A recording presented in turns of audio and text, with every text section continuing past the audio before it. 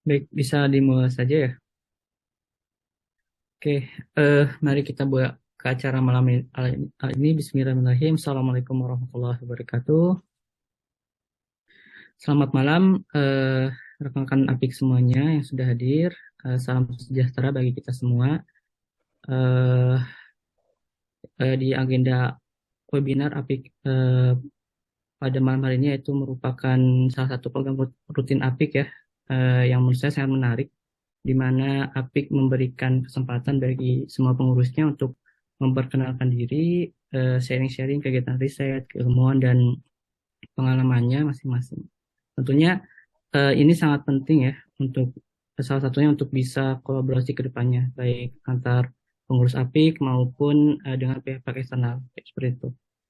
Semoga webinar pada malam hari ini berjalan dengan lancar, terus memberikan kebermanfaatan, insight baru bagi kita semua, dan juga tentunya untuk kemajuan bangsa Indonesia ke depannya, insya Allah. Baik, sebelumnya mohon izin untuk memperkenalkan diri. Nama saya Fuad Azminuddin. Saat ini sedang kuliah S3 jurusan Oceanografi di KIOS Busan. Di APIK, saya bergabung di Direktorat Riset dan Inovasi. Itu. Baik, sebelum pemaparan materi, saya juga akan mencoba memperkenalkan kedua narasumber kita secara singkat. Yang pertama ada Mas Anto Purwanto, Eskom MBA. Saat ini beliau sedang S3 di Busan National University. Selain itu, beliau juga aktif di ITPC Busan atau Indonesian Trade Promotion Center. Jadi nanti Mas Anto akan memaparkan materinya mengenai menangkap peluang ekspor produk potensial Indonesia di pasar Korea Selatan.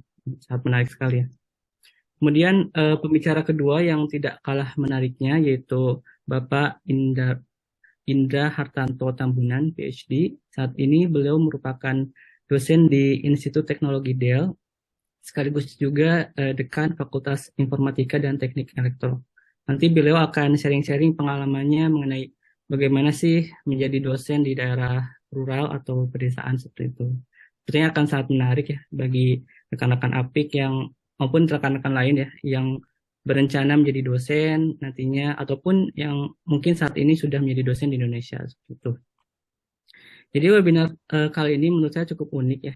Materi yang satu lebih ke arah akademisi, kemudian yang satu lagi lebih ke arah bisnis kayak gitu. Akan tetapi saya yakin kedua topik ini bukan hal yang benar-benar terpisah ya, bahkan bisa saling melengkapi, salah satunya dalam hal komersialisasi hasil riset. Gitu.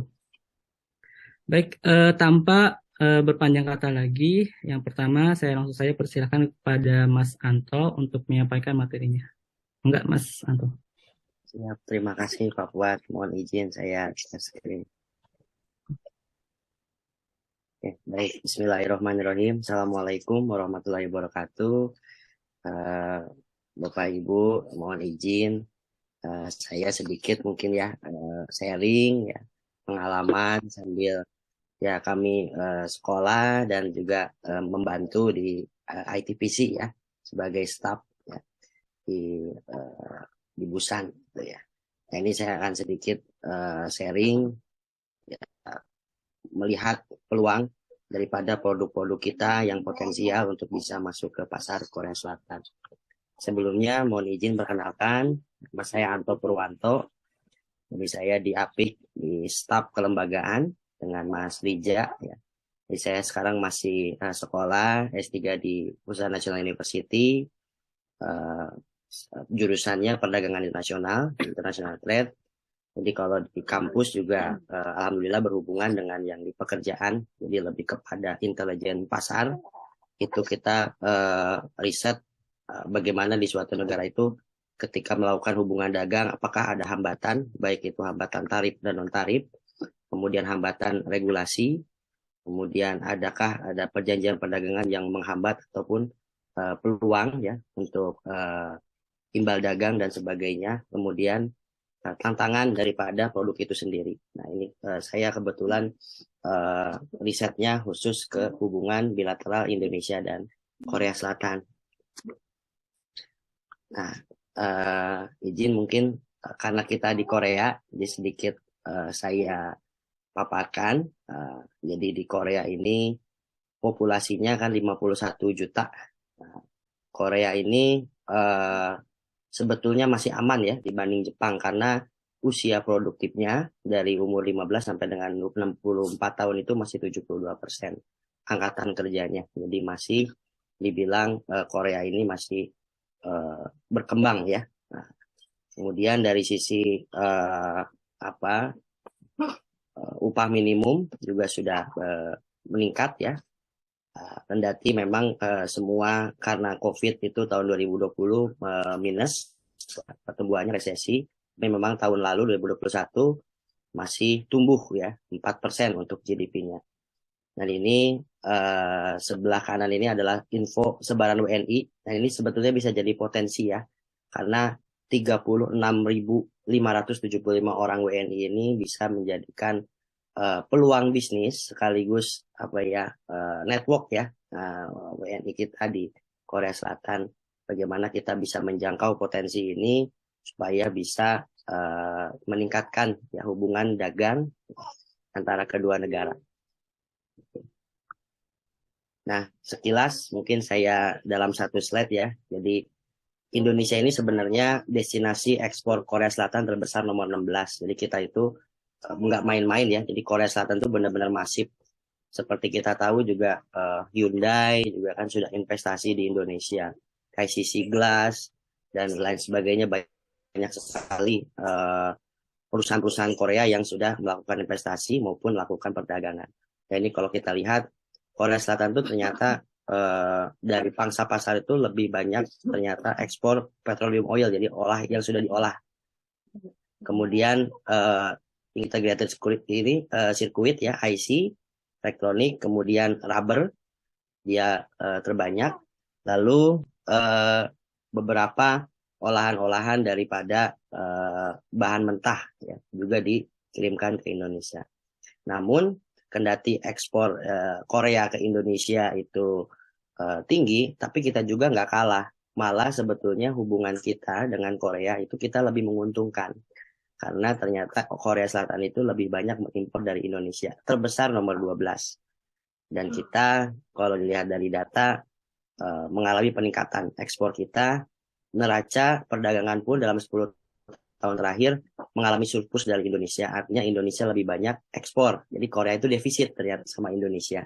Ya, meskipun Korea lebih banyak sekarang sudah banyak masif ya investasi Indonesia, tapi tetap Korea Selatan kalah. Indonesia lebih banyak ekspornya. Gitu. Kita harus berbangga hati gitu ya di Indonesia itu. Nah itu juga kenapa bisa terjadi juga karena kita sudah banyak melakukan perjanjian perdagangan ya. Ini diantaranya juga ada ASEAN Korea Free Trade Agreement. Jadi perjanjian perdagangan ini kenapa harus dilakukan? Karena ini sebagai agar suatu negara itu sama-sama percaya, sama-sama mengetahui dan percaya produk yang dikirimkan gitu ya, dan produk yang akan digunakan, dan itu juga mendapatkan pembebasan tarif ya. Itu kalau misalkan pembebasan tarif pajak itu bisa menimbulkan efek keuntungan yang berlebih bagi pengusaha. Nah itu jadi bagus ya untuk kedepannya gitu ya, untuk hubungan ekonomi kedua negara. Nah ditambah juga dari presiden yang lalu Moon Jae-in juga ada New Certain Policy ya. Ini juga mengarah kepada peningkatan hubungan korsel dengan negara-negara ASEAN, khususnya Indonesia. Nah, kemudian juga selain itu juga ada Regional Comprehensive Economic Partnership yang sekarang sedang dalam tahap ratifikasi. Namun juga yang tidak kalah penting adalah perjanjian IKCPA yang tempo hari sudah disahkan ya. Pak Menteri Perdagangan ke Korea Selatan untuk menandatangani IKCPA dan sudah diratifikasi melalui Undang-Undang Nomor 25 Tahun 2022. Nah, ini melalui IKCPA ini sudah terdapat poin-poin di mana 92% pos tarif itu sudah dihilangkan. Nah, jadi diharapkan tahun depan perdagangan Indonesia dengan Korea lebih menggeliat lagi gitu ya dari sisi ekspor. Seperti itu. Nah, dalam eh, lapangan ya, ternyata kita menemukan hambatan sekaligus peluang dalam perdagangan kita. Pertama, ini ada hambatan regulasi. Jadi di Korea itu ada yang namanya regulasi Food Sanitation Act. Jadi intinya adalah di dalam regulasi tersebut menjamin bahwa suatu produk itu harus higienitasnya harus terjamin. Jadi ada berapa kandungan-kandungan yang batasan-batasan residu yang boleh digunakan. Maksudnya kenapa kita kalau makan Indomie di Indonesia sama Indomie di Korea itu beda. Nah, karena regulasi ini sebetulnya hambatannya. Ya, beberapa produk-produk kita yang mau masuk, mau enter ke Korea itu ada terhalang regulasi. Gitu. Nah, kemudian selanjutnya ini ada Plan Quarantine Act. Nah, ini juga suatu regulasi. Nah, intinya ini lebih kepada menghindari bahaya penyebaran hama dan penyakit. Namun ini lebih terlalu strict ya kalau Korea Selatan itu karena mungkin dia membatasi impor juga. Nah, ini juga menyebabkan beberapa produk-produk kita juga masih belum bisa ya secara resmi untuk diekspor. Jadi lebih banyak hand carry ya atau mungkin titip bagasi ya. Nah, itu masih bisa tapi kalau untuk perdagangan yang resmi belum bisa gitu. Nah, kemudian ada beberapa regulasi, salah satunya Korea juga tidak mengizinkan impor makanan yang mengandung residu agrokimia, juga produk yang berbahan dasar dari ternak juga harus dilengkapi dengan sertifikat kesehatan. Jadi kalau misalkan kita mau melakukan ekspor itu, memang banyak sekali yang harus dipenuhi ya.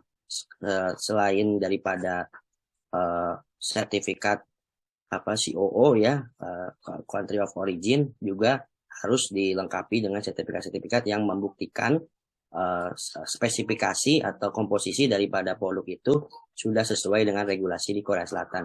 Dan di tesnya pun 2 kali ya, di lab di Indonesia di Sukovindo dan di Korea Selatan pada saat ketibaan barang itu datang. Jadi ini juga berpotensi menghambat. Kemudian juga ada regulasi di Korea Selatan sudah mulai mengurangi batu bara ternyata. Jadi pengurangan batu bara ini sebagai sumber energi di Korea. Jadi Korea Selatan sudah mulai mengubah batu bara ya, sudah bukan lagi menggunakan batu bara, menjadikan ini si Indonesia kan lebih banyak ekspor batu bara. Dan karena Korea Selatan sekarang sudah menurunkan energi batu baranya, jadi kita agak menurun ini sekarang untuk batu bara. Namun selain daripada hambatan itu kita juga punya peluang. Di antaranya kebijakan Korea New Deal. Nah ini juga kita di APIK juga kan sudah banyak nih ya gebrakan-gebrakan ya untuk riset gitu ya, apalagi implementasi proyek yang berbasis digital, data, artificial intelligence ini juga karena nggak hanya barang perdagangan itu nggak hanya barang, jasa, ya teknologi. Kemudian tadi riset itu juga perdagangan ya, ilmu pengetahuan itu lebih besar gitu ya peluangnya. Ini regulasi Korea New Deal ini bisa diimplementasikan oleh kita supaya bisa lebih baik ya ke depannya. Kemudian selain itu ada reformasi supply chain. Nah, ini melakukan diversifikasi pasar untuk pasokan industri manufaktur. Nah, ini seiring berjalannya waktu supply chain ini kan sekarang sudah berubah ya. Kayak kita aja belanja di Kupang aja sudah sehari ini pesan itu udah langsung besok pagi itu subuh sudah nyampe. Nah, ini juga bisa jadi peluang marketplace Korea ini bisa dimasuki barang-barang dari Indonesia gitu ya. Bahan baku setengah jadi atau bahan yang bisa barang jadi yang bisa diekspor ke Korea. Kemudian ada peluang juga Korea tidak mengizinkan impor kayu ilegal karena Indonesia sekarang sudah mengimplementasikan namanya Indonesia Fee Legal, Wood Fee Legal gitu ya. Jadi ini juga yang menyebabkan Korea Selatan juga lebih banyak juga mengimpor terutama kayu lapis dari Indonesia, HS code 4412 gitu ya. Plywood itu karena Korea Selatan mempercayai Indonesia ya, karena Indonesia sekarang sudah bagus untuk pengelolaan kayunya ya, dalam melalui sertifikat fee legal itu. Nah kemudian tadi karena ada hambatan pengurangan batu bara ini juga bisa jadi peluang buat Indonesia ya, pengembangan riset inovasi kepada energi terbarukan. Nah, ini energi terbarukan Indonesia banyak energi yang masih belum kita gali. Ketika nanti kita sudah bisa eksplorasi, kita bisa gali, itu bisa jadi peluang ekspor baru selain batu bara. Ya. Itu juga bisa jadi menambah peluang kita. Tuh. Nah, ini sedikit mungkin gambaran barangkali Bapak Ibu mungkin ya mau sudah punya usaha namun mau mencoba ekspor seperti apa caranya ekspor. Jadi mungkin yang pertama harus berbadan hukum dulu ya. Mungkin yang paling mudah itu punya CV ya, punya CV ya. Kalau sudah punya PT lebih bagus ya, sudah ada NPWP. Nah, kemudian tidak kalah penting harus memiliki salah satu izin ya. Entah itu SIUP ya, surat izin industri. Nah, atau misalkan kalau perusahaannya bareng sama profesor mungkin ya di Indonesia mungkin bisa menggunakan izin penanaman modal asing ya PMA. Tuh. Ini salah satu gambaran ya ketika kita melakukan ekspor pertama kali gitu. Jadi ketika kita sebagai eksportir kemudian importir deal ya ingin membeli sebuah produk maka harus dibuat sebuah kontrak ya, kontrak perjanjian pembelian ya. Kontrak itu kemudian dibuat lalu importir pembeli itu membuka letter of credit kepada bank. Nah, letter of credit ini singkatnya seperti kalau kita beli di dulu Kaskus itu rekber ya, rekening bersama. Nah, jadi kalau barang itu belum tiba itu bank nggak akan transfer ke eksportir gitu. Ya, singkatnya seperti itu. Nah, jadi nanti ketika sudah buka LC dikirimkan, nah, nanti bank penerima akan meneruskan LC-nya kepada eksportir. Eksportir menyiapkan barang pesanan, diproduksi, kemudian dilakukan penerbangan ya, entah itu bisa melalui penerbangan, bisa itu melalui kapal ya. Nah, ketika sudah didaftarkan ya melalui bea cukai, barang sudah dimuat, kemudian dikapalkan, tiba di pelabuhan tujuan, nah baru nanti bisa dilakukan rilis ya. Nah, apakah barang itu sudah sesuai atau tidak, baru nanti LC-nya bisa dikeluarkan, dibayarkan kepada eksportir seperti itu. Nah ini mungkin persyaratan barangkali Bapak Ibu kalau kita lihat kan di Korea ini yang paling potensial itu produk makanan ya. Jadi kan di awal ada 36.000 masyarakat Indonesia WNI yang ada di Korea itu bisa jadi potensi pasar ya kita. Nah ini persyaratan beberapa ekspor produk ke Korea Selatan. Untuk produk makanan itu pertama harus terdaftar ya dan terverifikasi oleh MFDS. Di MFDS ada websitenya ya, mfds.go.kr. Jadi ini kalau di Indonesia itu BPOM-nya.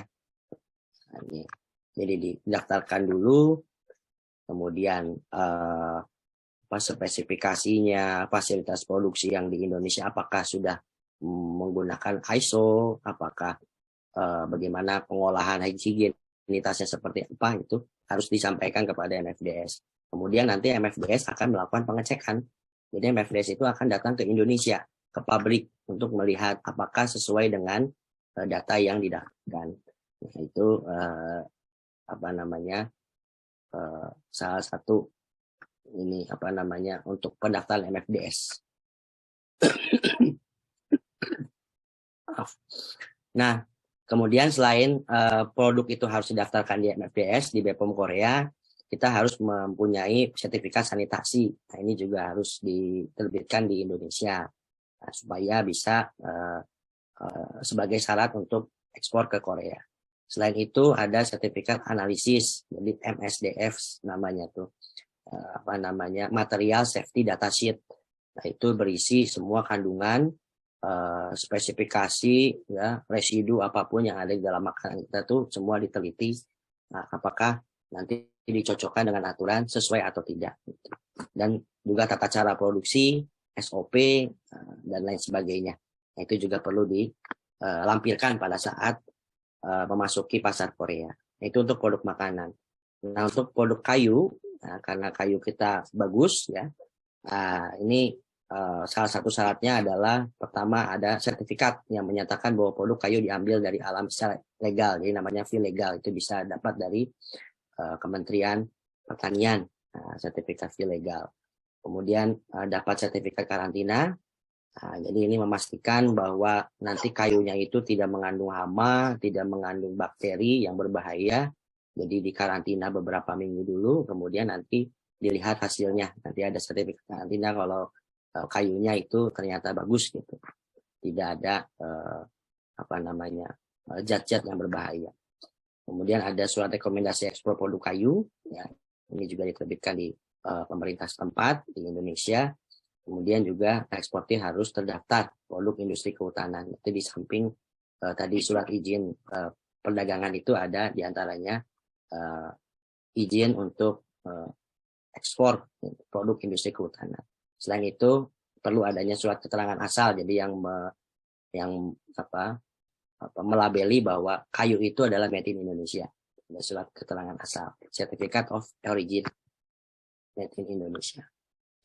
Nah, kemudian ini sertifikasi umum produk makanan untuk ekspor. Ini kalau misalkan sistem pertanian makanan, ini tujuannya untuk menunjukkan ke konsumen bahwa prosesnya meminimalisir penggunaan bahan kimia, bahan pengawet, ya. Itu jadi produknya sehat. Nah, ini ada standar yang diakui global GAP, ini ada sertifikasinya. Kemudian untuk sistem manufaktur makanan, sistem produksinya, itu memastikan keamanan dari proses produksi, pengemasan, penyimpanan, sampai dengan distribusi. Ini ada beberapa sertifikasi seperti HACCP, GMP, ISO, ya, ISO 2020, ya, FFSC, dan BRC. Ini salah satunya. Kemudian untuk manajemen kualitas, ini untuk konsistensi kepuasan terhadap produk dan jasa dari konsumen, itu ada ISO 9001. Kemudian dari sisi manajemen lingkungannya seperti apa limbahnya, ya, itu juga ada ISO 14001. Dari sistem tenaga kerjaan juga ada, ya, SA 8000 dan lain sebagainya. Nah, ini sertifikasi umum, ya. Ini harus sebetulnya kalau buat ekspor pertama kali nggak harus semuanya dipenuhi, tapi ini yang lebih bagus karena supaya kita lebih kompetitif, ya. Nah, perusahaan yang mau ekspor banyak gitu, ya. Perlu pasti juga ada kurasi, ya, dari sisi buyer. Ketika kita bisa menunjukkan bahwa perusahaan kita memiliki sertifikasi, itu kita memiliki keunggulan kompetitif, ya, dibanding perusahaan lain. Tuh. Nah, ini prosedur impor. Jadi kalau Korea Selatan melakukan impor dari Indonesia, misalkan ini untuk produk makanan, importir mendaftarkan melalui Korea Custom Service Electronic Clearance System Unipass, didaftarkan eksportirnya siapa, importirnya siapa, kemudian disubmisi deklarasinya, dilihat dokumen-dokumennya yang tadi, yang persyaratannya itu dites, random test ketika datang, samplingnya dites, masukin ke lab, ya, dilihat apakah berbahaya atau tidak, ada sesuai atau tidak dengan peraturan. Nah, nanti dinilai, ya. Kalau misalkan sesuai nanti boleh dirilis, kalau tidak mungkin nanti akan dibakar atau dibuang, jadi dihancurkan. Nah, jadi sebagai informasi, produk makanan ini lumayan juga. Ada beberapa pengalaman saya mendapati ketika eksportir kita tuh mengirimkan keripik singkong, itu ada rambut satu helai, itu satu kontainer itu harus dibuang. Jadi ya penting jadinya kita harus lebih teliti gitu, ya, Pak, untuk pengusaha yang mau melakukan ekspornya. Karena Korea sendiri sangat rigid, ya, dari regulasinya. Itu untuk produk makanan. Nah, untuk produk kayu, ketika sudah mendapatkan aplikasi, ya, aplikasi pendaftaran impor produk kayu, nanti akan langsung inspeksi, benar nggak kayu ini diambil secara legal, tidak ilegal, benarkah tempat pengolahannya di sana, begitu, ya.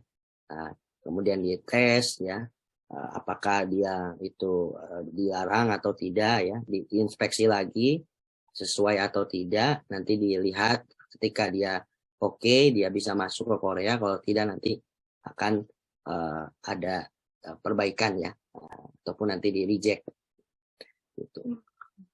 Nah itu mungkin Bapak Ibu, mohon izin segitu mungkin saya perkenalan dari saya, sedikit pengalaman mungkin sambil bekerja di ITPC ya, sambil sedikit memberi informasi mengenai peluangnya mungkin yang saya berharap mudah-mudahan nanti dari Apik juga ada yang bisa jadi pengusaha ya, selain nanti bisa kolaborasi di bidang riset juga nanti bisa mengirimkan apa produknya ya, produknya untuk bisa nanti dimasuki ke Korea, nanti Korea Selatan bisa menggunakan produk asli kekayaan intelektual dari Indonesia gitu.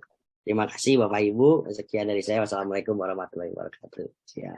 Waalaikumsalam warahmatullahi wabarakatuh. Terima kasih banyak Mas Anto atas pemaparan yang menarik ya. Bagi saya tuh banyak info baru sebenarnya. Termasuk gimana sih hubungan bilateral antara Indonesia dan Korea Selatan, utamanya dalam hal ekspor impor. Ternyata Indonesia lebih banyak ekspor ke Korea dibanding impor dari Korea. Alhamdulillah. Semoga kedepannya semakin banyak barang-barang Indonesia di Korea, insya Allah. Amin. Baik, untuk sesi tanya jawab nanti kita akhirkan setelah pemaparan dan pemateri kedua. Jadi bagi para hadirin yang mempunyai pertanyaan nanti bisa diketik dulu ataupun nanti bisa langsung menyampaikannya seperti itu. Oke, baik, langsung saja saya persilakan para Bapak Indra untuk memaparkan pematerinya. Silakan.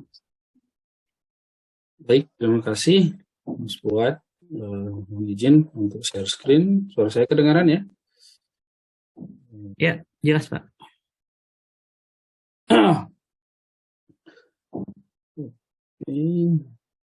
Mungkin ini topiknya agak berbeda dari yang lain ya. Kalau yang lain saya lihat selama ini memang langsung topik penelitiannya apa gitu ya. Kalau di saya memang kemarin saya agak bingung juga menjawab Pak Ivan kira-kira apa ya gitu ya. Yang memang agak unik spesifik dari kita. Gitu ya. Makanya saya bawa menjadi dosen di daerah rural area. Ya, kalau Bapak Ibu mungkin belum pernah dengar gitu ya, ke Desa Sitoduama, ya, Kabupaten Toba, ya, Kecamatan Laku Putih, itu sekitar nanti mungkin akan ada perkenalan. Saya kenalkan dulu, nama saya Indra Hartarto Tambunan. Jadi mungkin banyak yang bilang Hartanto gitu ya, atau Hartarto gitu ya. Tapi nama saya Hartarto. Itu sama dengan nama menteri kita ya, Airlangga Hartarto, karena memang dari bapak beliau nama saya diambil oleh orang tua, Insinyur Hartarto. Mohon maaf sebelumnya Pak Indra, apa bisa diaktifkan slideshow-nya? Oh, belum kelihatan ya? Sebentar, saya tadi ya. Ini sudah ya? Ya, sudah. Ya, oke. Nah, saya di Korea itu di Konkuk University tahun 2019 sampai 2015 ya. Saya agak unik ya. Di awal saya memang bersentuhan dengan nano microsystem di Konkuk University di NMS Lab ya, untuk fabrikasi solar cell baik di tindai di organik maupun di non organik gitu ya. Kemudian karena profesor saya pindah ke SKKU ya, Sukyongkwan University, maka saya pindah lab ya ke Control System Research Laboratory dan saya responsible untuk memang kalau saya disebut di renewable energy ya, utamanya untuk spesifik di bidang penelitiannya ya, tapi dengan basic ya dari control system. Tapi setelah itu saya bekerja sebentar ya di Korea untuk electrical vehicle, untuk baterai management system, ya dekat juga dengan ya, energy storage system ya.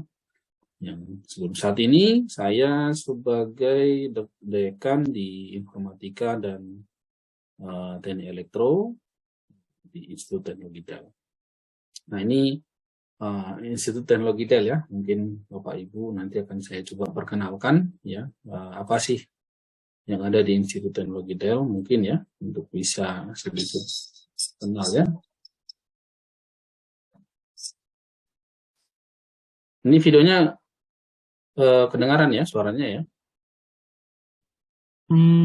Kalau suaranya belum. Belum ya? Belum ya? Coba saya ulang share screen. Karena memang saya embed langsung ke slide-nya gitu ya. Mungkin sebentar.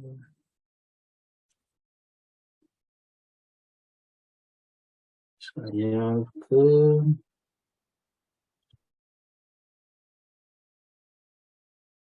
sebentar ya. Oke. Balik dulu. Oke.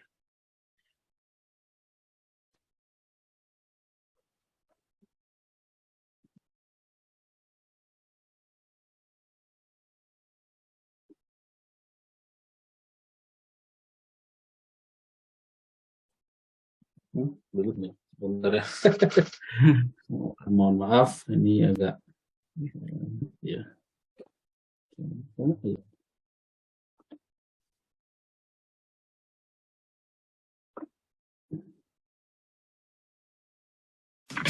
Kampus Rasa Resort ini cocok banget buat kamu yang pengen kuliah sambil healing. Selain fasilitasnya lengkap dengan suasana asri, kampus ini juga terletak di tepi. Ini kedengaran suaranya Mas Buat ya? Suaranya kedengaran, cuman videonya sepertinya masih belum terlihat. Bentar, kalau itu saya share yang dari YouTube aja deh. Ya. Mohon maaf ini ya. Sebentar.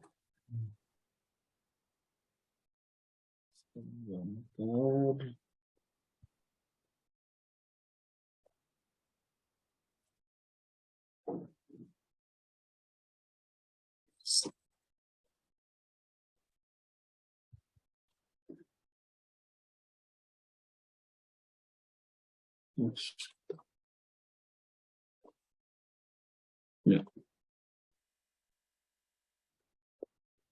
Pil Healing. Selain fasilitasnya lengkap dengan suasana asri, kampus Gitu ini ya? juga terletak di tepi Danau Sudah. Toba. Enak banget kan? Yuk simak video ini biar tahu gimana serunya kuliah di Institut Teknologi Del. Institut Teknologi Del merupakan sebuah institusi pendidikan yang berdiri sejak tahun 2001, didirikan oleh Jenderal TNI Purnawirawan Luhut Binsar Panjaitan yang berada di Desa Sitoluama, Laguboti, Sumatera Utara. Sebuah desa yang sangat nyaman dan kaya akan budaya, serta kehidupan toleransi yang tinggi. Dengan didasari semangat dan keinginan pendirinya untuk memberikan kesempatan kepada masyarakat pedesaan bisa merasakan pendidikan yang berkualitas sejajar dengan pendidikan yang ada di ibu kota. Sikap dan perilaku untuk selalu selangkah lebih maju di dalam upaya membentuk masa depan yang lebih baik berlandaskan 3 karakter Del, yaitu Martuhan yang berarti iman atau godliness, Maroha berarti nurani yang bersih atau conscious, dan Marbisu akal budi yang terpelajar atau wise. Menjunjung tinggi prinsip Go Green dengan luas 12 hektar, memiliki beberapa jenis tanaman disertai lapangan hijau, menghiasi depan ruang kelas dan laboratorium yang tentu menambah suasana nyaman saat berada di kampus. Aktivitas pembelajaran dilengkapi dengan fasilitas akademik yang sangat lengkap, tentu akan membantu proses mengemban ilmu para mahasiswa, seperti ruang kelas yang kedap suara, tempat belajar atau diskusi yang nyaman di luar ruangan, open theater, kebun percobaan, laboratorium, perpustakaan, kantin, asrama mahasiswa, dan fasilitas olahraga. ITDEL memiliki 4 fakultas yang terdiri dari 8 program studi. Fakultas Vokasi dengan program studi D3 Teknologi Informasi, D3 Teknologi Komputer, dan D4 Teknologi Rekayasa Perangkat Lunak. Fakultas Informatika dan Teknik Elektro dengan program studi S1 Informatika, S1 Sistem Informasi, S1 Teknik Elektro.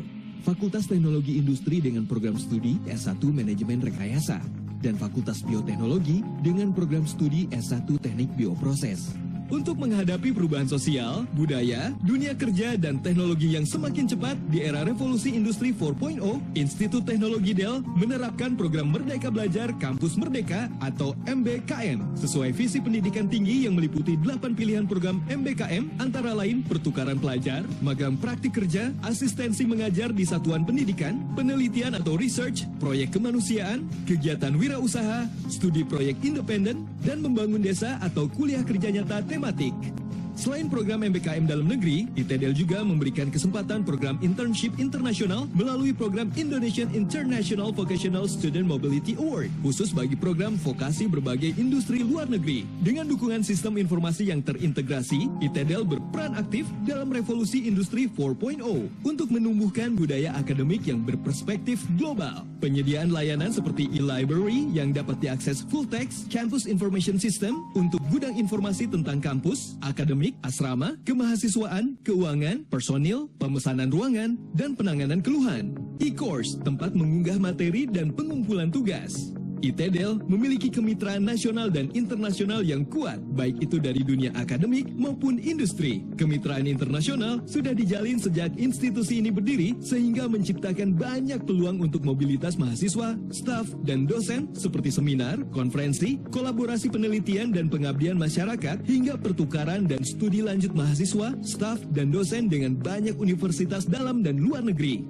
ITDL telah menjalin kerjasama dengan instansi dalam negeri dan luar negeri, di antaranya University of California Davis, University of Nottingham, United Kingdom, University of Illinois Urbana-Champaign, dan kerjasama dengan instansi lainnya. Program nyata sebagai bentuk kemitraan, Taman Sains dan Teknologi Herbal dan Hortikultura, pengembangan sistem pemerintahan berbasis elektronik, digitalisasi wisata, education, UMKM, dan agriculture. Institut Teknologi Dell memiliki beberapa program beasiswa. Pertama, beasiswa prestasi per semester. Kedua, penghargaan best performance. Ketiga, beasiswa potensi cum laude. Keempat, penghargaan mahasiswa teladan. Dan kelima, beasiswa dari pemerintah dan industri. Seperti Bidik Misi atau KIP Kuliah diberikan oleh Kemendikbud, SIS Scholarship diberikan oleh PT Garena Indonesia, beasiswa alumni diberikan oleh pengelola Ikatan Alumni Dell, Yadel Charity. ITDL memiliki cita-cita luhur untuk membangun Indonesia di masa depan. Untuk itu, ITDL menyusun rencana strategisnya dalam jangka waktu 20 tahun ke depan. Pertama, tahapan Established Learning Institute 2015 hingga 2019. Excellent Learning and Pre-Research Institute 2020 hingga 2024. Nationally Recognized Learning and Research Institute 2025 hingga 2029. Regionally Recognized Institute 2030 hingga 2034, sesuai dengan kata Dell yang mengandung arti pemimpin yang selalu berada selangkah lebih maju dalam pengembangan talenta manusia yang memberikan kontribusi berarti pada inovasi teknologi dan keberlanjutan sosial. Institut Teknologi Dell juga optimis akan melahirkan anak-anak bangsa yang akan membawa perubahan dan pembaharuan bagi individu dan juga masyarakat. Kamu sudah lihat kan gimana kerennya kampus ini? Kita tungguin kamu di Institut Teknologi Dell. Ya, baik. Mungkin itu saja ya sebentar ini untuk videonya, perkenalan dari tentang ITDL ya. Mohon maaf agak lama. Nah, boleh kita lanjut ya.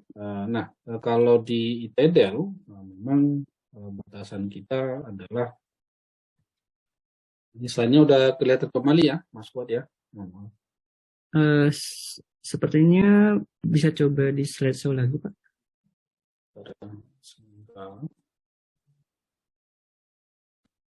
Ya. Oke. Ya. Kemudian ya. Ya, ini sudah kembali ya. Baik, menjadi dosen memang mungkin dibandingkan di tempat lain ya. Kenapa kita harus ada di rural area? Benefitnya memang secara umum ya, memiliki kesempatan yang mudah untuk menciptakan teknologi tepat guna sesuai dengan kebutuhan masyarakat, dan sehingga nanti kalau misalkan kita buat misalnya ya sebuah komposter itu bisa langsung digunakan oleh masyarakat gitu ya. Komposter membuat pupuk cair, pupuk baik pupuk organik gitu ya. Itu bisa langsung. Ini masih di slide 4 ya? Ini slide 4. Kenapa ya bolak-balik ya? Sebentar. Nggak ada masalah tadi. Oke. Sebentar ya. Saya ini ulang ya. Oke.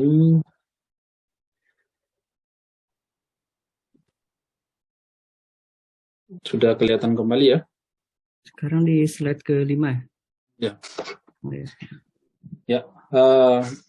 Nah itu kenapa kita harus ada di rural area? Kalau tadi ya, kenapa pendidikan itu sudah ada harus ada di rural area? Tadi mungkin sudah disampaikan dari misinya ITELER sendiri gitu ya. Nah kalau di kita, saya sendiri memang mungkin karena ada semangat putra daerah kali ya, gitu ya, untuk bisa kembali ke daerah dan membuat sesuatu atau ikut serta di dalam pembangunan institusi yang bisa menyeimbangi institusi-institusi besar yang ada di Pulau Jawa gitu ya, atau di kota-kota.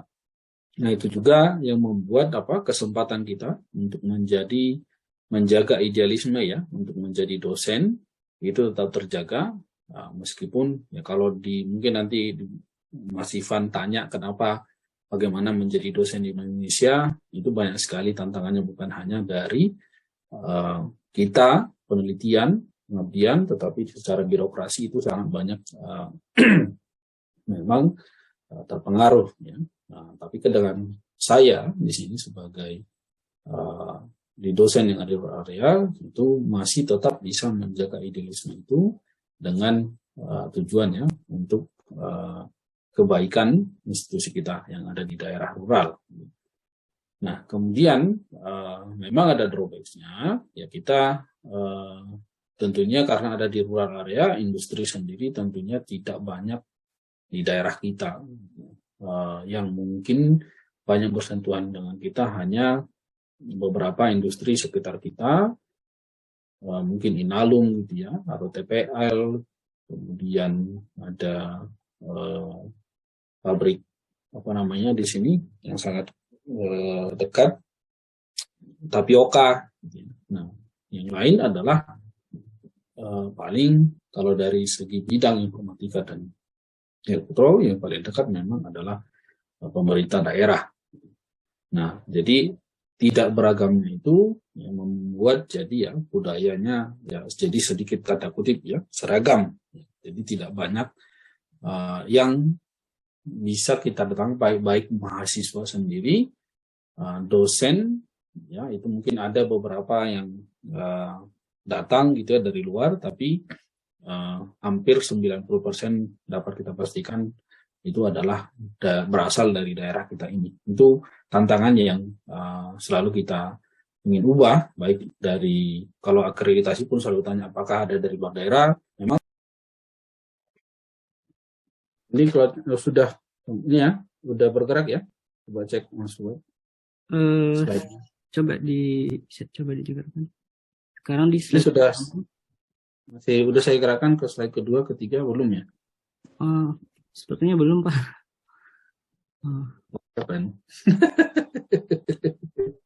Apa yang terjadi dengan ini? Sebentar ya. Tidak ada. Masih sama. Ini sudah. Yang kedua udah ada kelihatan. Masih di slide pertama.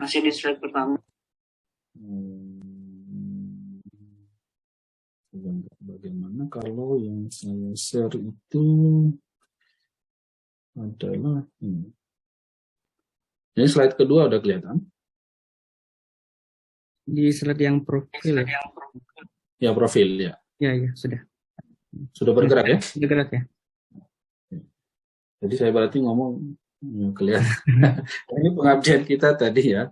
Saya ulang sedikit ya, di planning, ya, di budgeting dan segala macam, di government kita sangat dekat dengan pemerintah daerah di sini, gitu ya, dengan UMKM kita juga sangat dekat, dan pertanian tentunya karena kita ada di daerah rural ini ya.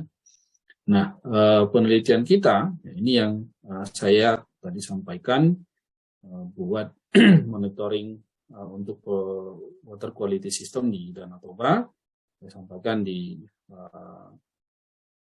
konsepnya ya, mungkin tadi sudah saya sampaikan kita akan letakkan alat-alat tersebut nanti di kapal untuk bisa dapatkan data berdasarkan lokasi, suhu air, kemudian kekeruhannya, berdasarkan rutenya dan segala macam, dan itu bisa kita dapatkan untuk jadi informasi yang dapat kita kumpulkan untuk sebenarnya tujuan utamanya adalah data ini bisa kita gunakan untuk mengambil kebijakan terkait pembangunan di sekitar Danau Toba. Karena sekarang ini dengan Danau Toba sebagai KSPN, salah satu pembangunan terjadi di mana-mana, pasti dampaknya adalah kurangnya nanti inlet ya, atau air yang masuk ke Danau Toba, tetapi air yang keluar akan selalu tetap gitu. Tapi air yang masuk ke Danau Toba semakin sedikit, maka pasti berpengaruh terhadap debit air yang ada di Danau Toba secara umum gitu ya. Nah, itu tujuan utamanya. Nah, saat ini masih dalam penelitian lanjut ya. Tenda ini memang karena kita masih prototipe ya. Ini kita buat bentuknya seperti peluru, ada siripnya gitu ya, supaya memudahkan pergerakan di dalam air. Nah, kemudian ini akan kita letakkan solar cell akan letakkan di atas kapalnya, sehingga baterai akan bisa terisi terus, dan ini berada di sekitar 3-5 meter di bawah kapal gitu ya, sehingga memang posisinya tidak mengganggu perjalanan kapal. Itu yang kita sampaikan dan sudah kita kerjakan. Nah, yang lain yang saya sampaikan di bagian IoT ada pemetaan daerah rural. Kita juga sudah membuat IoT. Kan ini IoT yang kita coba ulang. Memang terakhir terjadi crash gitu ya. Harus ada ini dibuat oleh mahasiswa kita masih jurusan teknik elektro yang masih sarjana gitu ya, dan bisa melakukan hal seperti ini. Dan ini juga totally this is semua ini dibuat dari scratch ya, tidak ada dibeli kemudian di assembly, nah, tapi mereka buat dari scratch, lakukan segala macam itu untuk pemetaan dan untuk pertanian ya khususnya. Jadi ini cukup besar. Ini yang sebelah kanan ya, drone untuk penyiraman pestisida ya di atas pertanian. Ini uji coba yang sudah dilakukan oleh mahasiswa dan itu sudah berhasil. Memang sekali lagi kita mungkin salah satu tantangannya di dunia pendidikan adalah masih di tahap prototipe. Nah, untungnya sekarang ada proses program PDREK yang sudah dibuat oleh pemerintah. Hanya saja memang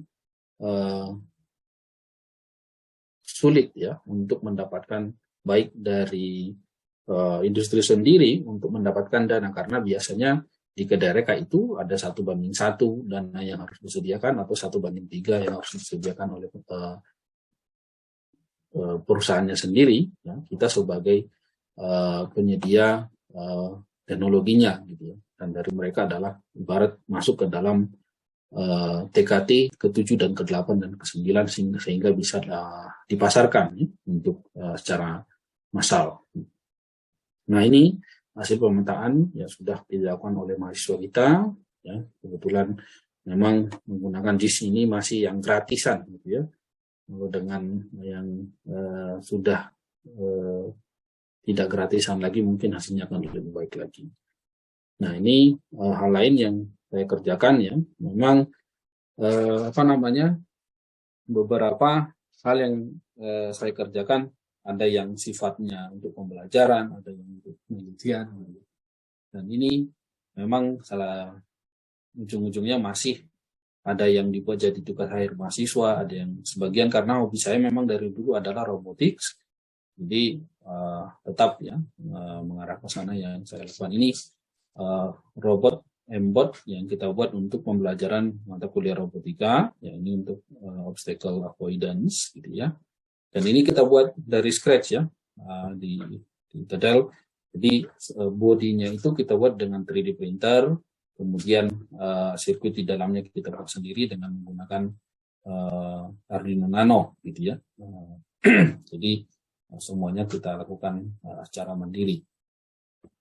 Nah, jadi ini sudah follower, kemudian mungkin saya percepat saja supaya ini, dan perubahan-perubahannya, gitu ya, itu jadi dengan warna, harusnya dia menunjukkan, karena mungkin kalau Bapak Ibu ada melihat yang baru, gitu ya, untuk line follower itu sudah harus menendang bola dan segala macamnya, kemudian menunjukkan warnanya apa, ya ini salah satu metode yang diberikan. Yang lain mungkin ya kalau sekarang ini saya konsepnya ya, dalam penelitian saya memang ada 4 yang ingin saya lakukan ya. Dan saat ini sebagian ya itu sudah berjalan, walaupun memang dasarnya adalah dari kontrol sistem gitu ya, karena memang saya dari dulu di Teknik Elektro ITB itu dasarnya adalah kontrol sistem application. Semuanya yang ke arah sini ini pasti ujungnya adalah control system application ya di dalam semua aplikasi yang ada di sini. Kira-kira itu saja. Mungkin kalau Bapak Ibu ya kebetulan memang kita di ITDEL itu agak susah ya mencari dosen ya, di informatika dan teknik elektro maupun di bidang lain. Tapi karena saya ada di informatika dan teknik elektro, ini juga sebagai mungkin ya bagian mari ya datang bergabung dengan saya di Institut Teknologi Del. Mari kita bangun Indonesia yang dari daerah rural ya. Karena kita di sini mungkin nanti kalau ada hal-hal yang menyangkut benefit sebagai dosen ya di ITDEL itu seperti apa bisa saya sampaikan juga kalau ada pertanyaan nanti kira-kira gitu. Terima kasih. Itu saja. Terima kasih Mas Fuad. Baik, terima kasih banyak Pak Indra, sangat menarik sekali ya. Jadi gimana di tengah berbagai keterbatasan dan tantangan di daerah rural ya, tetap masih bisa menjaga idealisme dosen sepertinya, mulai dari pendidikan, penelitian, juga pengabdian masyarakat. Juga bisa mungkin bagi teman-teman yang berencana jadi dosen, mungkin salah satunya bisa juga di ITDEL ya, mau nggak? Seperti itu. Ya, sangat ditunggu Mas Fuad. Oke, sebelum beranjak ke sesi diskusi, mungkin ada baiknya kita foto bersama dulu ya. Mumpung insya Allah masih semangat. Jadi bagi teman-teman para hadirin yang memungkinkan dimohon untuk bisa menyalakan kameranya. Mas Pak Ivan, apa bisa dibantu untuk foto bersama? Siap Pak, saya fotokan.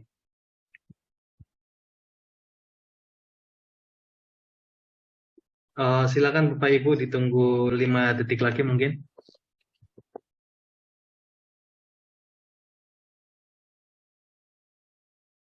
Ya, saya ambil ya. 1, 2, 3. Saya ambil sekali lagi. 1, 2, 3. Terima kasih. Baik, terima kasih banyak Pak Ivan. Oke, sepertinya sudah ada beberapa pertanyaan ya di chat. Saya coba cek. Yang pertama dari Pak Ivan, apa mau ditanyakan langsung atau dibacakan? Oh, boleh saya tanya langsung juga. Iya Pak, terima kasih Pak Anto paparannya. Nanti saya teruskan ke teman saya di Malang yang ingin ini ekspor kemarin katanya.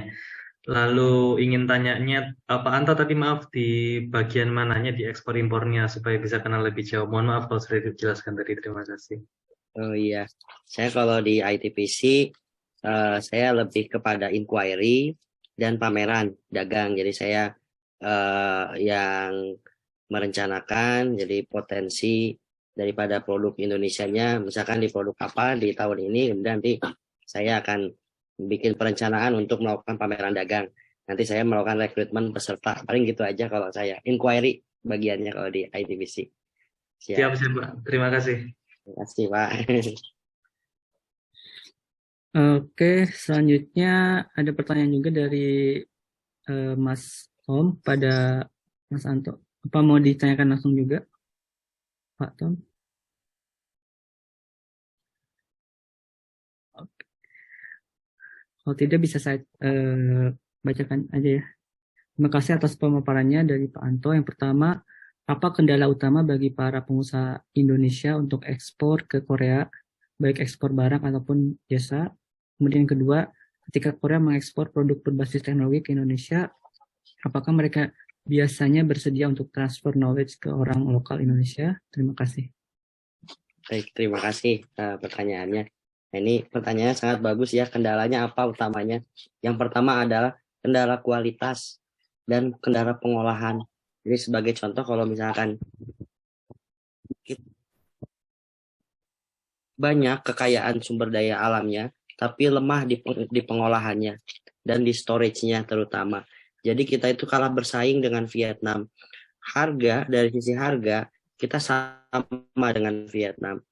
Dari sisi rasa, kita lebih bagus. Tapi pengolahannya itu yang kita masih belum bisa bersaing, itu yang menyebabkan produk kita itu nggak bisa bersaing di pasar gitu. Jadi Korea akan lebih memilih barang yang lebih murah gitu ya. Kendati mungkin di Indonesia lebih bagus kan produknya. Itu pertama hambatan daripada kualitas produk karena dari sisi pengolahannya. Kedua, kendalanya adalah dari bahasa karena pengusaha juga jarang yang bisa berbahasa Korea.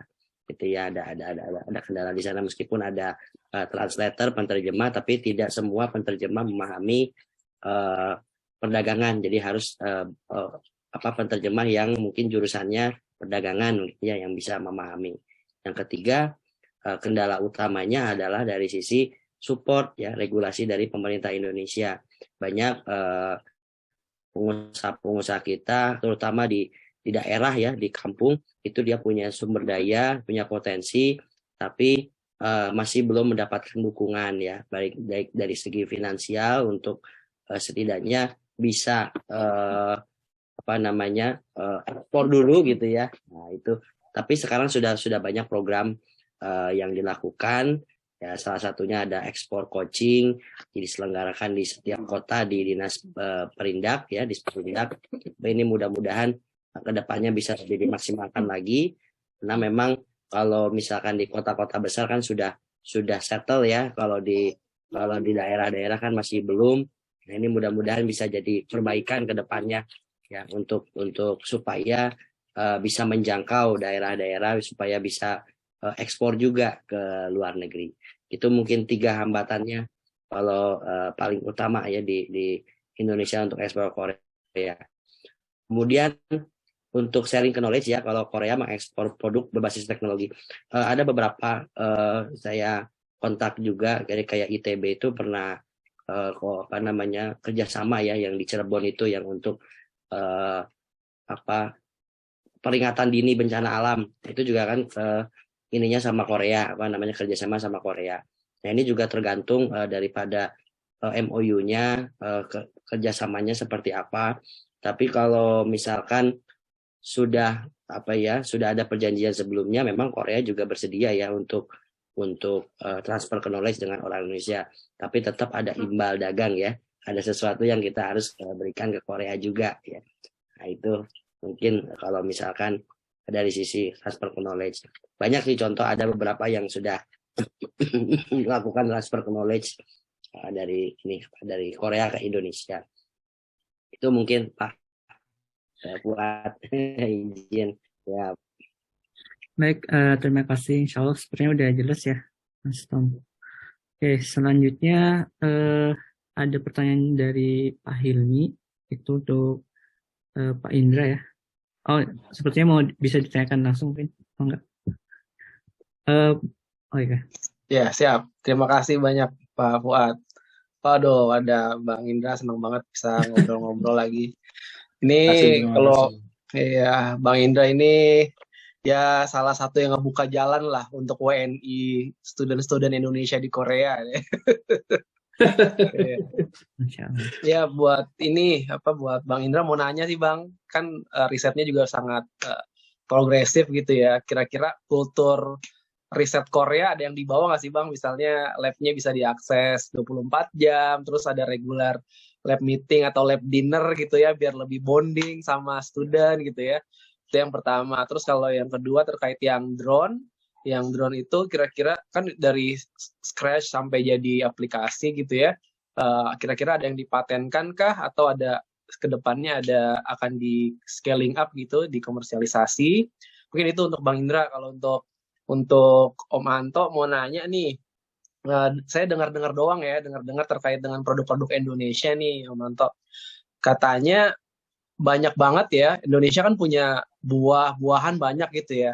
Katanya banyak juga yang udah pernah coba kirim-kirim gitu ya.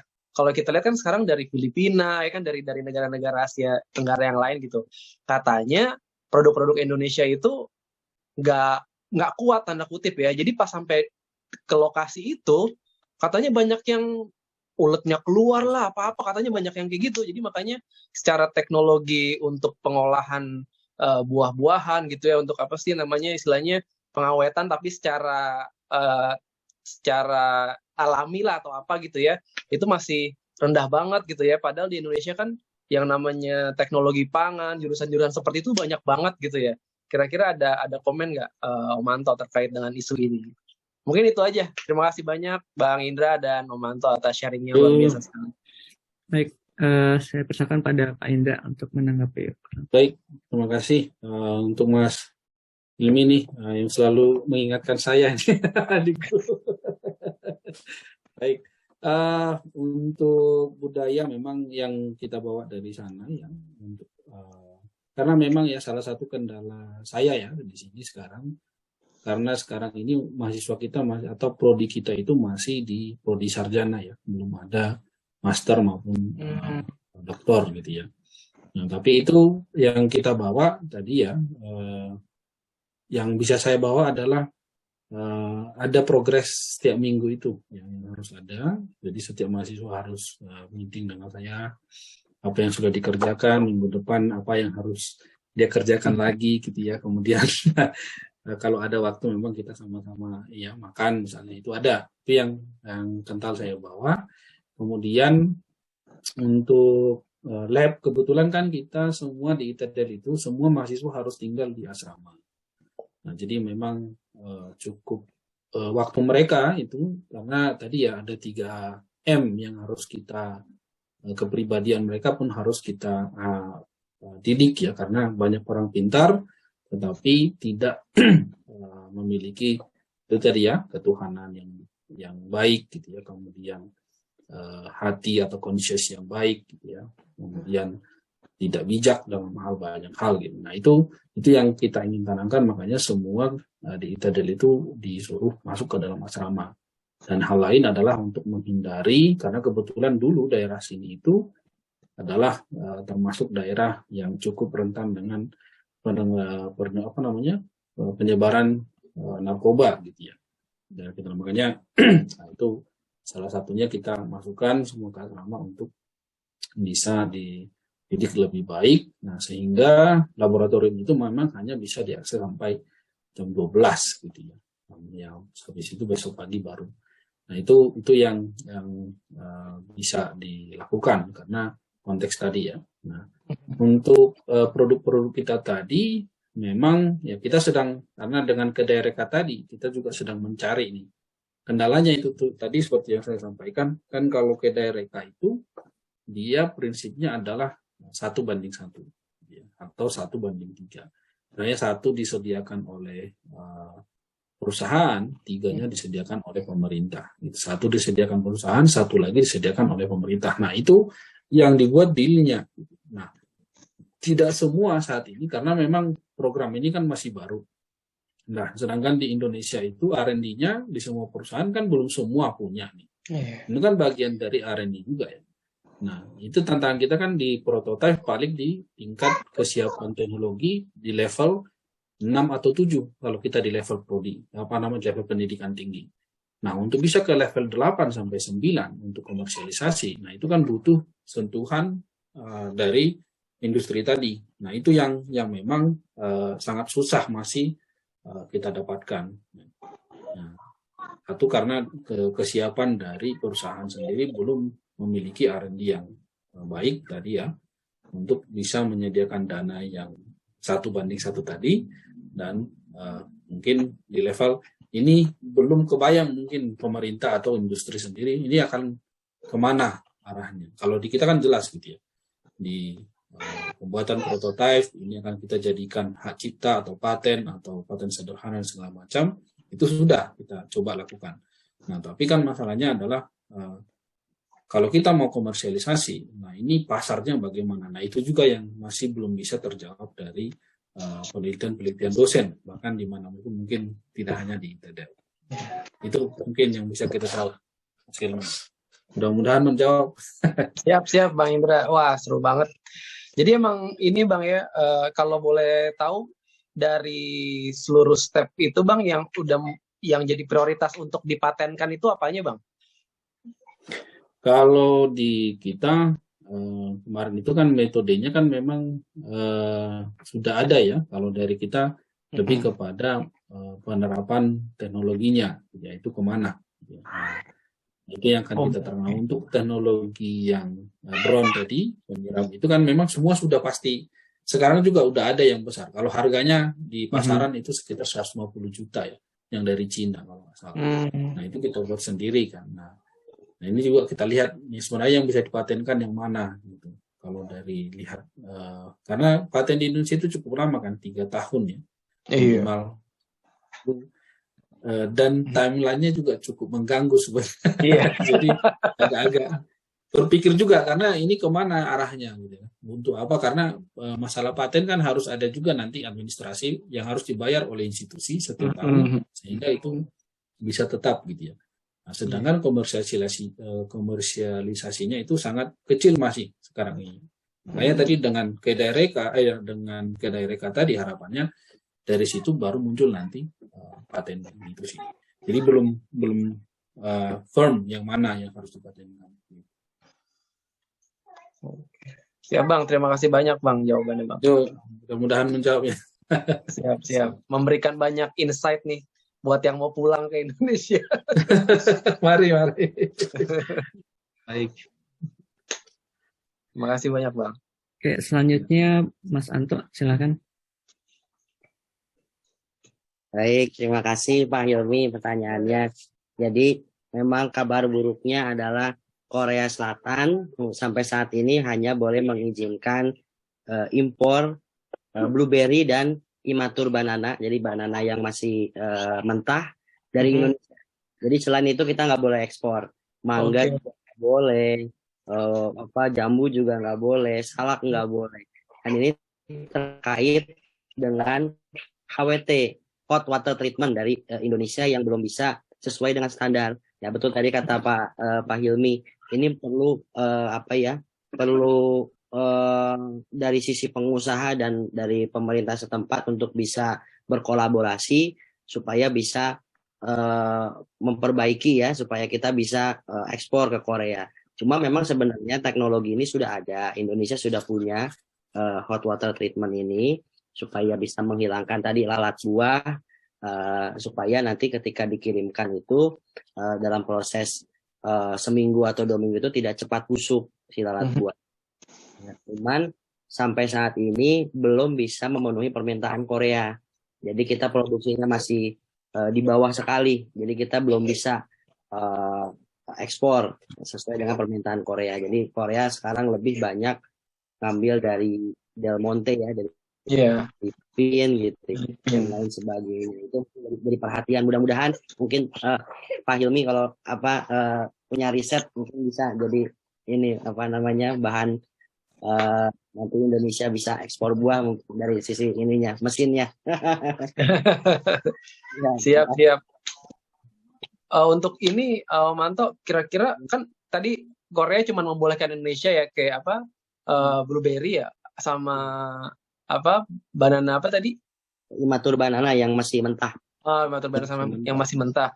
Itu proses Indonesia bisa nge-apply lagi untuk produk-produk buah-buahan itu kira-kira anytime bisa apply atau sampai emang kesiapan Indonesia aja gitu ya? Atau apa sama Korea dikasih ini 10 tahun kita tutup dulu, Indonesia nggak bisa, atau gimana tuh kira-kira?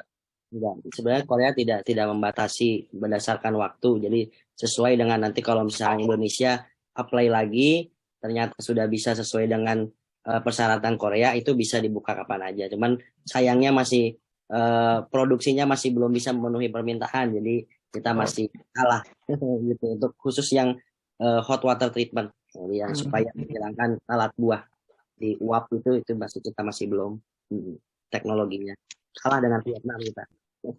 Oke, ini cocok nih sama Coach Ivan. Kalau Coach Ivan semua supply chain manajemen itu udah dipegang semua itu dari upstream sampai downstream.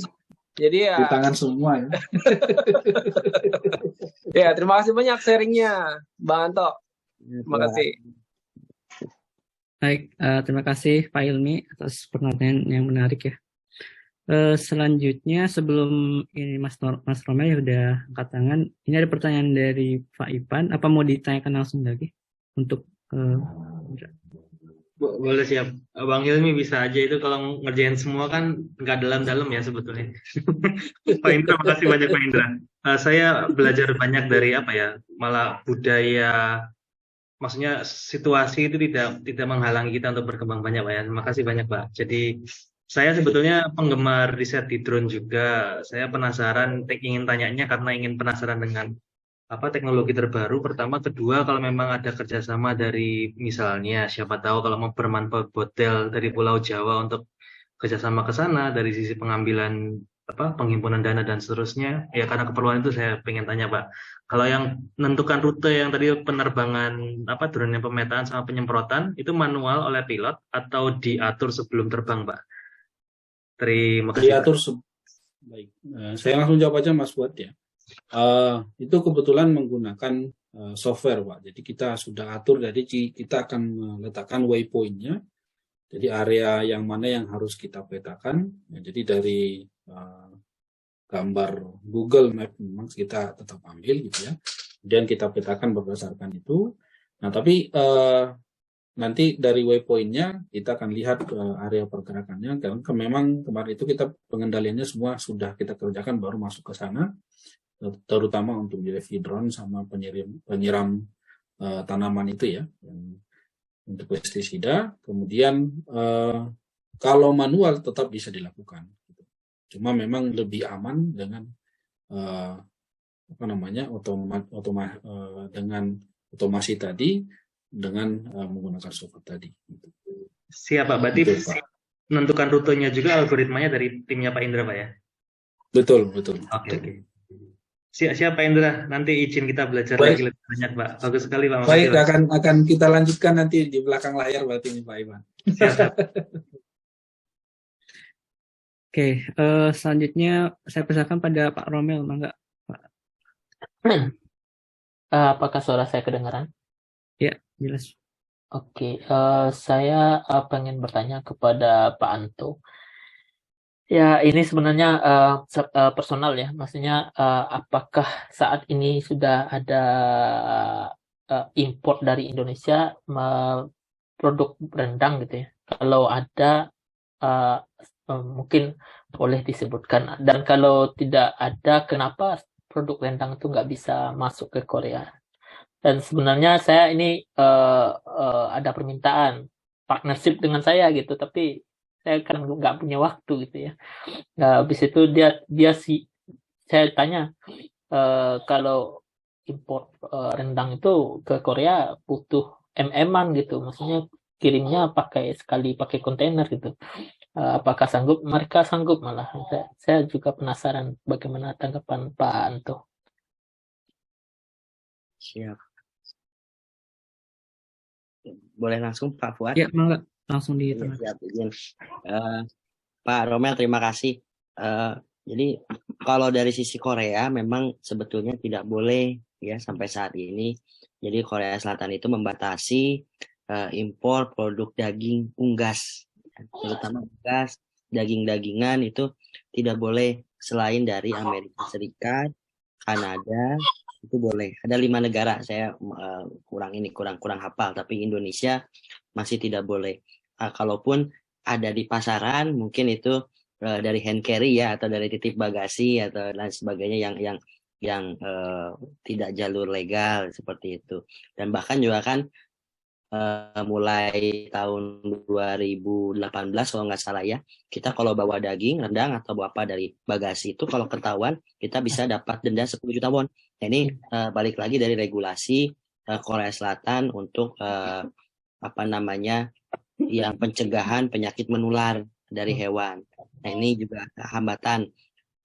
Kalau menurut saya sih ini kita harus menunggu wait and see karena ini peraturan dari pemerintah setempat dari Korea Selatan sendiri. Selama peraturan itu masih berlaku, kita masih belum bisa ekspor untuk produk rendang, gitu ya. Karena daging-dagingan itu masih belum, gitu ya. Kecuali kalau bumbu ya, bumbu masakan itu hanya butuh apa namanya karantina saja. Jadi di karantina makanannya dilihat apakah ada residu yang membahayakan atau tidak, itu bisa lolos. Kan banyak ada bumbu bambu dan lain sebagainya masuk. Tapi kalau rendang selama masih ada regulasi tersebut belum bisa masuk ke Korea, Pak Romel. Siap. Terima kasih. Siap. Selanjutnya ada pertanyaan di chat dari Mas Tom. Pertanyaan yang mau saya tanyakan juga sebenarnya. Jadi untuk Pak Indra ya, apa motivasi terbesar Bapak ketika memutuskan untuk kembali ke Indonesia, khususnya ITD seperti itu? Baik, saya jawab ya Pak.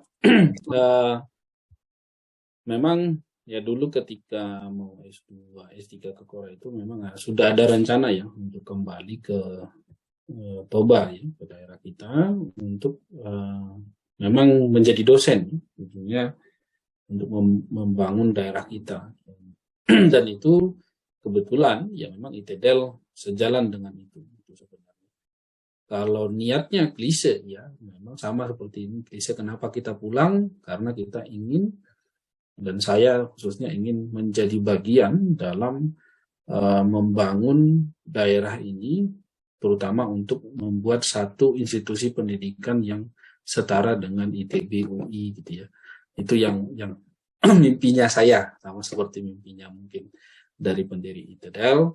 Jadi mimpinya saya ingin menjadi bagian dalam itu. Mudah-mudahan memang di masa saya hidup pun itu sudah terjadi ya. Walaupun tidak terjadi ya mungkin setelah saya tidak ada, kan begitu ceritanya. Gitu Pak Tomher. Nah, mudah-mudahan menjawab ya yang klise tadi. Karena memang mimpinya klise gitu ya. Saya menjadi bagian dari tim yang ingin membuat satu institusi pendidikan yang baik ya, setara dengan ITB. Kendalanya tentunya banyak ya, terutama kita dari daerah yang budayanya boleh dibilang disiplinnya cukup baik gitu ya. Mungkin kalau di sini itu termasuk ya, karena memang kalau kita di ITDL di dalamnya, saya bilang kita masih tetap bisa menggunakan idealisme itu dengan baik, gitu ya. Karena memang kita di daerah akademik yang cukup baik. Nah, tapi kalau sudah dari luar ITDL, atau sudah berada di luar ITDL, memang tantangannya sangat banyak. Ya, bahkan ke dalam kehidupan sehari-hari misalnya, gitu ya. Untuk bayar pajak saja saya harus misalnya, karena sebenarnya menjadi bayar pajak itu kan adalah kewajiban warga negara, dan harusnya itu misalnya pajak kendaraan ya, kita harusnya diberi minum kopi gitu ya, karena membayar pajak gitu ya dengan baik. Dan di sini itu tidak gitu ya, kita malah harus dipersulit dulu, di over dulu ke sana, di over dulu ke sini. Nah itu terjadi malah kita harus nambah lagi dari apa yang harusnya kita bayarkan ke negara. Nah itu salah satu yang memang dalam kehidupan sehari-hari kita, dalam keseharian itu kita temukan. Nah kalau dalam kehidupan di kampus ya, tantangan kita paling besar adalah terutama dari intake ya. Di intake itu tentunya kita tidak mendapatkan intake sebaik yang ada di Jawa atau mungkin di daerah atau di ITB, UI dan High lah gitu ya. Nah itu tantangan bagi kita, karena kita juga dulu adalah kalau misalnya contoh saya ada alumni dari pendidikan tersebut, institusi tersebut, saya tahu bagaimana budayanya. Nah itu yang yang baiknya yang saya ambil, yang jeleknya saya tinggalkan di ITB gitu ya. Karena ITB juga banyak dulu dosen yang tidak pernah masuk gitu ya. Hanya ikut proyek sana sini, kita mungkin karena sudah dorongannya sudah baik untuk belajar, makanya kita bisa mengikuti. Nah, kalau di sini itu tidak seperti itu. Nah, kita itu salah satu yang menjadi tantangan kita, intiknya. Nah, kita harus memang nurturing dari awal gitu. Ada yang mungkin harus kita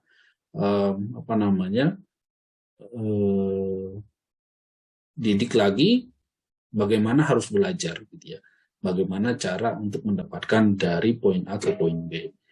Nah, itu mungkin sampai ke detail seperti itu yang kita lakukan. Tantangannya memang sangat berat. Tapi itu tadi ya, mungkin itu karena kita, kalau dari saya karena sudah ini menjadi bagian passion saya sangat menikmati ada di sini. Dan kalau agak stres sedikit, saya pergi ke Danau Toba gitu ya, lihat yang hijau-hijau, kita yang cantik, sudah kembali lagi ke kondisi di mana harus bekerja. Kira-kira gitu. Yang bisa saya jawab, Pak Tom Hart. Terima kasih banyak Pak Indra atas semangatnya ya, semangat membangun. Masya Allah, semoga tertular ya kepada kita semua untuk bisa membangun Indonesia ya, walaupun baik di daerah maupun di pusat seperti itu. Oke, selanjutnya terakhir ya, saya mau bertanya buat Mas Anto ya. Ya kan beberapa tahun kemarin ke belakang kan pandemi, banyak usaha-usaha di Korea yang belum tikar ya istilahnya. Kayak di Myeongdong udah mulai sepi, kayak gitu, banyak toko yang tutup, baik di Korea dan di Indonesia juga gitu. Nah, apa pandemi juga ada dampaknya terhadap ekspor impor antara Korea dan Indonesia? Kayak seperti apa? Ya, di banyak dampaknya Pak Fuad. Jadi COVID ini memang sangat banyak berpengaruh, tapi juga di sisi lain ada beberapa produk Indonesia yang tadinya nilai ekspornya rendah justru meningkat pada saat pandemi. Nah, jadi ada plus minusnya. Nah, gitu. Kalau minusnya memang karena kan kebutuhan industri Korea karena pandemi itu menurun, alhasil juga berbanding lurus dengan permintaannya. Dari permintaan impor pun dia akan ditahan gitu ya. Jadi masih menggunakan persediaan yang ada. Nah, jadi itu juga banyak berdampak ya. Tapi juga di sisi lain produk perikanan kita malah meningkat ya. Karena mungkin Korea ini ketika COVID ada pergeseran tren. Korea lebih senang makanan yang lebih bergizi, lebih sehat, dan ready to eat. Nah, itu mungkin bahan bakunya diambil dari Indonesia, kemudian dia produksi di Korea. Nah, itu juga jadi peluang juga buat kita di masa COVID kemarin ya. Kemudian selain itu bahan baku kesehatan, kimia juga kita juga meningkat. Nah, ini itu untuk bahan dasar obat itu juga meningkat. Nah, tapi kalau misalkan untuk industri seperti rubber ya, kemudian tadi kayu, kemudian bahan-bahan penunjang untuk proses produksi memang menurun drastis selama COVID gitu. Tapi ada juga yang meningkat. Begitu Pak Fuad, mudah-mudahan bisa ini menjawab. Ya. Masya Allah, lumayan detail. Makasih info-infonya dan materi yang luar biasa dari kedua pemateri, Mas Anto, Pak Indra. Pak Indra, ada yang mau disampaikan? Ya, mau sedikit sama Pak Anto, Pak. Kebetulan ini mau nanya. Mohon izin waktunya. Kalau kopi sendiri, bagaimana ya trennya di Korea ya? Kalau misalkan, karena kebetulan daerah kita kan banyak kopi ya, dan memang kita tahu juga sudah banyak memang eksportir dari Indonesia ke Korea gitu ya. Itu kira-kira trennya masih terus meningkat atau gimana ini Pak Anto? Apakah kalau misalnya seandainya memulai dari awal proses itu di sini, kemudian kita itu kira-kira chance-nya bagaimana ya? Mungkin. Untuk saat ini ya, kalau untuk saat ini itu karena nilai tukar dolarnya terhadap won sekarang lagi meningkat, jadi sekarang pelaku usaha kopi itu segmentasinya ada dua. Kopi itu kalau enggak high specialty sekalian, kalau enggak di bawah sekalian. Jadi enggak ada kopi yang tengah-tengah. Nah, jadi kalau misalkan untuk ekspor ke depan selama masa resesi ini, katanya kan 2023 mau resesi, kita lihat nilai tukar juga masih belum stabil, jadi para importir, karena kan kalau kopi itu terbatas ya, tidak besar gitu ya, paling juga paling besar paling $100.000 gitu ya, $200.000 gitu. Itu juga para importir saya dengar dari para importir itu, dia kalau mau impor dari Indonesia itu harus yang lebih tinggi sekalian, kalau enggak rendah sekalian. Jadi ini untuk nanti segmennya berubah beda, jadi untuk coffee shop sama yang untuk kopi-kopi yang untuk di hotel gitu ya, untuk yang ya itu. Nah, di mesin itu ya. Iya betul Pak. Nah, kemudian kalau dari sisi ininya regulasinya, memang lebih baik untuk sekarang itu mencari partner terlebih dahulu. Karena kalau misalkan mengirimkan dalam bentuk green bean, nanti akan lama prosesnya, karena ketika nanti dikirim ke Korea akan dikarantina dulu 2 minggu, karena disebutnya biji kopi itu sebagai tanaman biji soalnya. Nah itu nanti apakah nanti dia akan berjamur atau dia akan seperti apa? Nah itu kalau green bean itu lebih susah, jadi lebih baik punya partner dulu di Korea. Kalau misalkan sudah ada pengolahannya, ada petani kopinya, kemudian diolah di sana, di roasting di sana sesuai dengan permintaan Korea dalam bentuk yang sudah di roasting, yang sudah di roasting, kemudian dikirimkan di Korea, itu lebih bonafit, lebih menguntungkan dibandingkan harus mengirimkan green bean-nya dari Indonesia. Untuk saat ini sih seperti itu Pak. Ya, untuk produk kopi. Baik Pak, terima kasih. Nanti mungkin banyak pertanyaan nih kalau ada ke depan rencana. Kita kebetulan akan ada ini Pak, ada pameran kopi Seoul Cafe Show di bulan November. ITPC juga hadir di sana, mungkin bisa kalau ada kesempatan bisnis matching Pak. Kalau baik Pak ada perusahaan. Ya, siap. Oke. Insya Allah informasinya bermanfaat ya buat kita semua ya. Kayak gitu. Oke. Dari teman-teman apa ada yang mau ditanyakan lagi? Kalau sepertinya udah tidak ada ya, dan kayaknya sudah cukup larut juga. Saya rasa sudah bisa kita cukupkan webinar kita malam hari ini, insya Allah. Sekali lagi saya ucapkan terima kasih banyak pada Pak Indra, Mas Anto, yang sudah bersedia sharing-sharing ilmu dan pengalaman yang sangat menarik dan tentunya bermanfaat untuk kita semua. Juga terima kasih pada Pak Ketua, Mas Tom, dan juga ada Mas Ivan yang telah manage program webinar ini. Semoga terus konsisten dan lebih baik lagi ke depannya insya Allah. Baik, saya izin tutup acara malam ini. Sampai ketemu di agenda selanjutnya. Assalamualaikum warahmatullahi wabarakatuh. Waalaikumsalam warahmatullahi wabarakatuh. Terima kasih Pak Iwan, Bang Indra, Manto, Pak Puan. Terima kasih. Terima kasih Mas. Assalamualaikum. Salam sehat-sehat. Sehat-sehat semuanya. Amin.